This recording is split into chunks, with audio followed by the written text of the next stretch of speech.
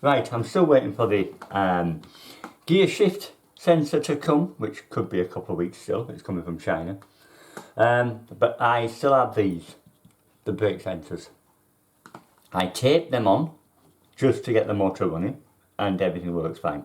But now I need somehow mounting it there that is up level, and it's sitting down. It's quite a thick piece there, so I need to find something, a block of something to sit on there. It won't stuck because my fingers are over here, but I need a block of something there that I can araldite into place and attach this to it. Apply some araldite to everything.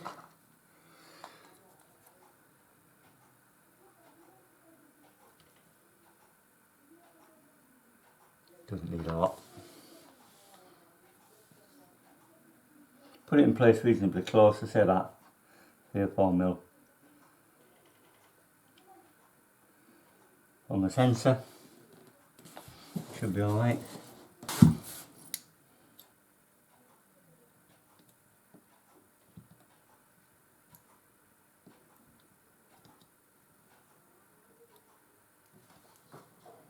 Okay.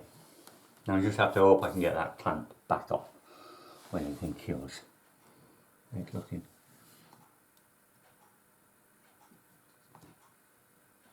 That's it. Okay. And do the same to the other side. I've got some araldite on the face of the magnet. I don't think that's going to affect the efficiency. I hope not. But if it does.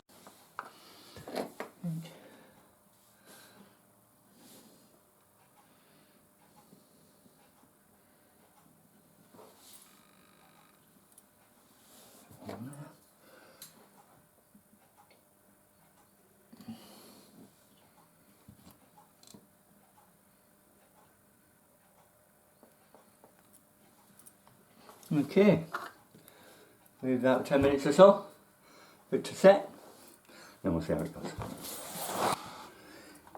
Okay, that should be already solid.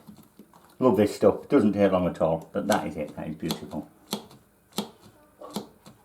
Now I'm presuming that magnet's not too strong to still be picked up there, and it's not too far away. Because I've not got it turned on, I can't really test it yet. But I shall do. Now I'll turn it over and do some tests, I think. Right, let me just bring to your attention a very serious safety issue. This motor can move. I've never seen any video covering it. No one else has mentioned it. So why it's doing it, or why it has done it with me, I don't know. Or whether everybody else has just kept quiet about it. Under here, this bracket has teeth in it that grip into the aluminium or steel of the body when tightened. I tightened mine very tight, and I used some nut lock on the outer thread just to make sure everything was tight, and it was very, very solid. But it would appear the weight of this and bouncing over potholes and such shook it loose, and as soon as it started to move, it broke the joint and then got looser and looser and looser. I didn't notice until the wheel gave me problems and I stopped. And then I still didn't realise it was that. I thought it was the back wheel hadn't been tightened enough. So I went through and fully did the back wheel all again, and then when I'm just resetting and adjusting the derailleur, I saw that move.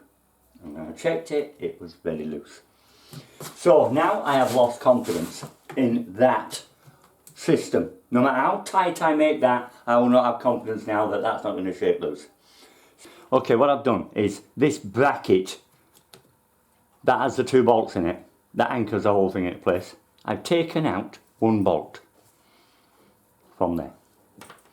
I have then made a bracket that will go onto there, and then we'll pop with it to the body. That is just going to stop any movement beginning. It's in its seating place.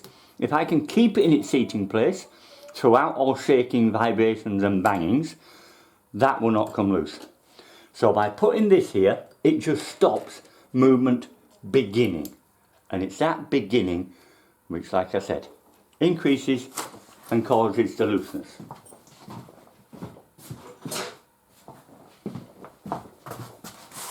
Now I've just made it out of a piece of stainless steel that I had kicking around, so it's good and hard, it's going to last, and sprayed it to blend in with the bike. Get this part of it in first, so it will.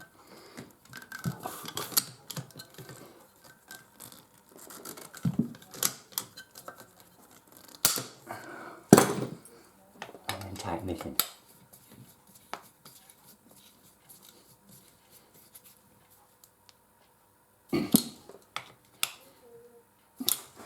There, now even with that loose, that should not move. Just give it a little tap with a rubber hammer, just to make it nice and smooth.